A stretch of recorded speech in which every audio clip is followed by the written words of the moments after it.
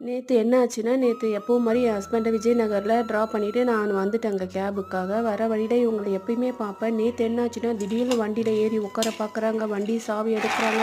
Photo எடு நம்ம 2 பேரையும் சேர்த்து ஃபோட்டோ எடுன்றாங்க. அதுக்கப்புறமா வண்டிய குடு நானே ஓட்டுறேன்னு சொல்லி, அவங்க என்ன வண்டிய விடவே இல்ல. எனக்கு ஸ்கூலுக்கு டைம் ஆகுது. சஞ்சுவ அனுப்பணும்.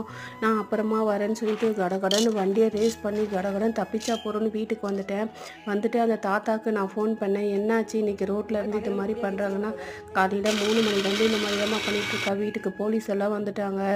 அவளுக்கு எனக்கு உடம்பு சரியில்லை 2 நாள் முன்னாடியே. அதை பார்த்து பயந்துட்டா. அதுலேருந்து டேப்லெட் சாப்பிடாதனால இந்த மாதிரி ஆயிட்டா. ஒரு நம்பர் கொடுத்தா அந்த நம்பருக்கு கால் பண்ணுமா. அவங்க ஒரு சென்டரு கூட்டிகிட்டு போய் வச்சுருந்தா 1 வாரத்தில் சரியாயிடுவா. நீ அதுக்காக அவளை வெறுக்காதம்மா. நீ அவளுக்காக நல்லா ப்ரே பண்ணிக்கோ. அவள் நல்லாகி வந்துடணும் 1 வாரத்தில். அவளை பார்த்துலாம் பயப்படாதம்மா. நான் தாத்தா ரொம்ப ரெக்வஸ்ட் பண்ணி கேட்டுக்கிட்டாரு. நானும் சரின்னு நினச்சிட்டு என்ன தான் பண்ணுறதுங்க.